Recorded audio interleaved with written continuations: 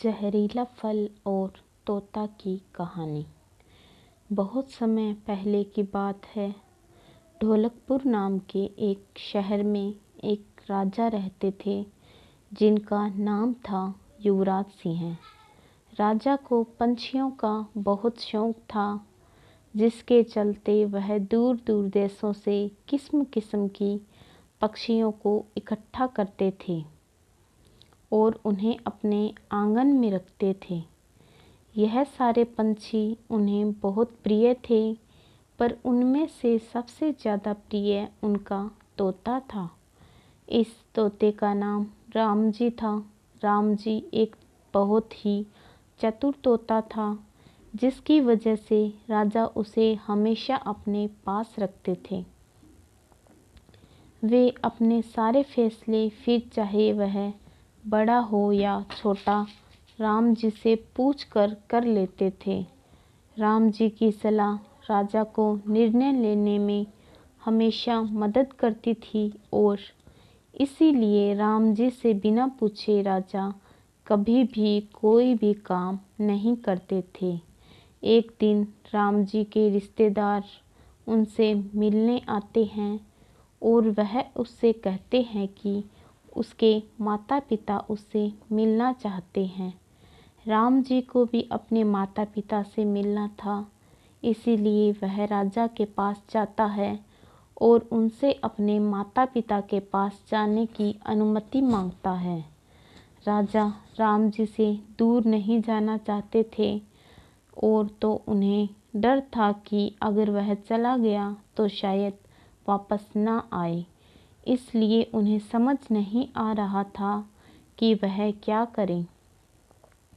तब राम जी ने राजा से यह वादा किया कि वह वापस जरूर आएगा और वापस आते वक्त वह एक जादुई फल ले आएगा, जिसे खाने से राजा की उम्र घट जाएगी और वह फिर से जवान हो जाएंगे। राम जी की बात सुनकर युवराज सिंह बहुत खुश हुए और उन्होंने उसे जाने की अनुमति दे दी। अगली सुबह राम जी अपने घर पहुंच गया, जहां पर उसके माता पिता ने उसका खूब स्वागत किया। वहां पर एक हफ्ता सही से बिताने के बाद वह लौटने की तैयारी कर रहा था और लौटते वक्त उसने अपने माता पिता से जादुई फल मांगा ताकि वह उसे अपने राजा को दे सके। राम जी के माता पिता ने उसे वह जादुई फल दे दिया। राम जी वापस महल लौट आया और वापस आते ही सबसे पहले राजा से मिलकर उन्हें यह जादुई फल दे दिया। राजा युवराज सिंह जादुई फल को देखकर बहुत खुश हुए और उन्होंने सोचा कि वह इस फल की मदद से एक पेड़ उगाएंगे, जिसके बाद इस जादुई फल का लाभ सिर्फ वो ही नहीं बल्कि उनकी जनता भी ले पाएगी। उन्होंने यह अपने बगीचे के मालिक को दे दिया ताकि वह इसे बो दे। देखते ही देखते जादुई फल का पेड़ बड़ा हो गया, जिसमें बहुत सारे फल उग गए। उसमें से एक फल जमीन पर गिर गया। उस फल को देखकर वहां पर घूम रहा सांप उसके पास जाता है और उसे खाने के चक्कर में उसमें फन मारकर चला जाता है। सांप के ऐसा करने से वह फल जहरीला हो जाता है। तब माली उस फल को देखता है तो वह तुरंत उसे राजा के पास ले जाता है और राजा यह सोचते हैं कि वह इस फल को सबसे पहले भगवान को अर्पण करेंगे।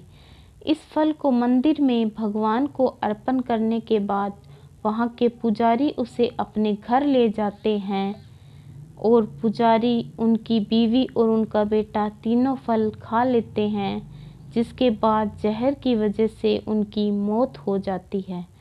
जब राजा तक यह बात पहुंचती है तो वह आश्चर्यचकित हो जाते हैं। राजा के सारे मंत्रियों का कहना था कि यह राम जी की चाल है और इतने दिनों से महल में रहकर वह राजा को मारने की योजना बना रहा था।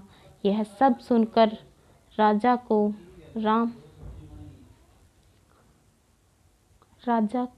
राम जी पर बहुत गुस्सा आता है और वह तुरंत उसका सर कलम कर देते हैं और यह आदेश देते हैं कि उस पेड़ का फल कोई ना खाए। एक दिन एक बुजुर्ग जोड़ा उस पेड़ के पास आता है। वे दोनों बूढ़े होने के साथ साथ बहुत ही गरीब थे, जिसकी वजह से उस पेड़ का फल खाकर वह अपनी जान देना चाहते थे और वह बिल्कुल ऐसा ही करते हैं। पर चमत्कार तो तब होता है जब उन्हें पता चलता है कि वे मरे नहीं हैं बल्कि जवान हो चुके हैं। जब राजा के कानों तक यह बात पहुंचती है तो उन्हें एहसास होता है कि कोई तो गड़बड़ हुई है।